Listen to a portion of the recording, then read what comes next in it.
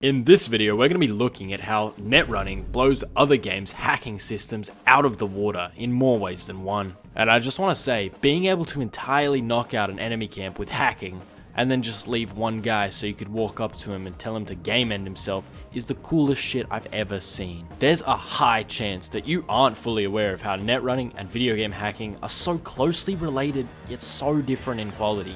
By the end of this video, you'll understand not only the ins and outs of netrunning, but also the ways in which CDPR uses Mike Pondsmith's foundations to elevate video game hacking to a new level. I'm making this video because gamers need to see that AAA games don't have to be subpar. You can innovate, make mistakes, and profit off of a truly good experience all at the same time. And by the way, towards the end of this video, I'm going to be sharing a very niche tip on netrunning, so be on the lookout for your next playthrough. In Cyberpunk 2077, netrunning follows the form of hacking that's done with your machine-modified eyeballs. It has 1,000 million different niche applications within the actual world of Night City, but in the game specifically, netrunning mostly follows the intelligence skill tree and allows you to hack people's cyberware. From pinging someone for enemy positions all the way to burning out their synapses, you can get away with a lot by netrunning. Netrunning is an objectively cool endeavor and something you can only get away with in a distinctly dystopian mechanized envisionment of the future like Night City. You equip a cyberdeck as your character's main operating system and throw some quick hacks into it like short circuit, ping, and synapse burnout, so that when you scan someone, something you do very often, you can quickly hack them into a coma. It provides such a unique way of playing the game that I'd liken it to having the option between stealth and guns blazing. For example, you can approach a gig where you have to sneak into a Tiger Club bar and flatline a gonk called Jotaro. There's the sneaky option, going around breaking necks and smooth talking your way to him. There's the front door option, where you shoot up the place until you finally reach Jotaro and game end it. And finally, there's the netrunning option, where you just double jump up to his window and hack him to death.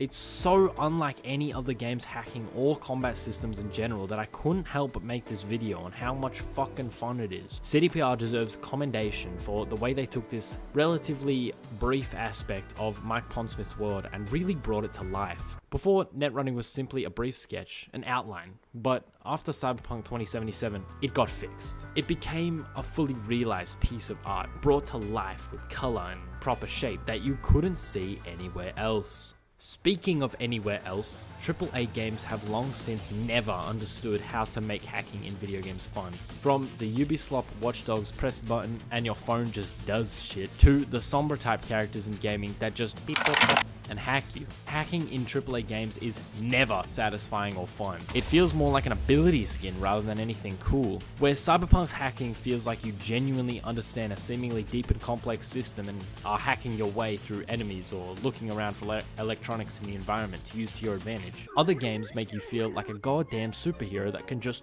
do shit. Take every Watch Dogs game's hacking powers for example. Besides the racial profiling that the game lets you get away with, there is nothing that could not be done or explained away with telekinesis. I say all this in order to demonstrate how AAA games will deliberately take something with infinite coolness potential as realized as in Cyberpunk and ignore the fun part to use it as some bland ability to appeal to slightly techie people. I've played and beat all 3 Watch Dogs games, and I did have fun, but I was not shocked with enjoyment. I was passing the time with these podcast games that simply could be so much more. It's as if Cyberpunk has enlightened me to what could be, and it should enlighten you too.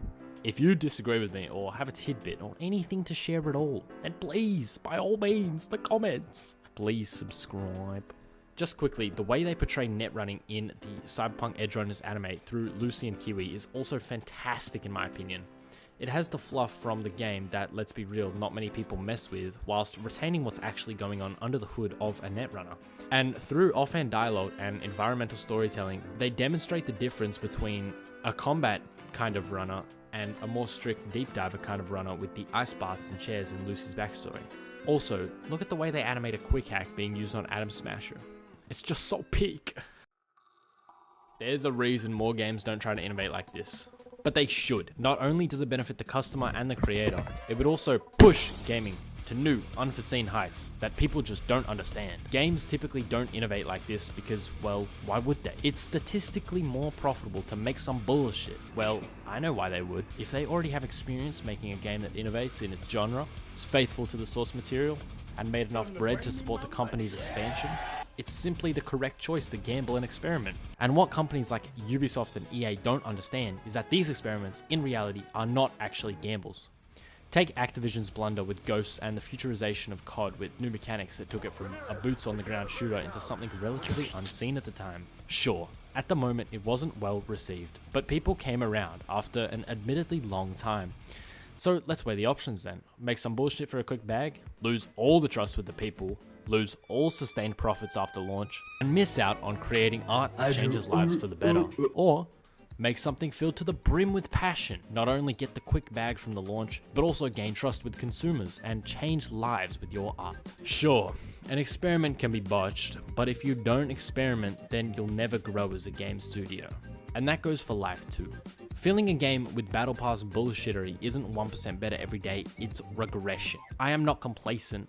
I do not give money to slop, and you shouldn't either. Let's support life-changing art together, because who else will? And then I couldn't help but think, what if more games did this? What did we miss out on? Well, firstly, what about Watch Dogs Legion? Play as any NPC is such a mindfuck to even begin to implement. There's only two real options. Option A, make every NPC boring and procedurally generated in order to cater to the large amounts of NPCs needed, resulting in double ups and whatnot, but at least the system works.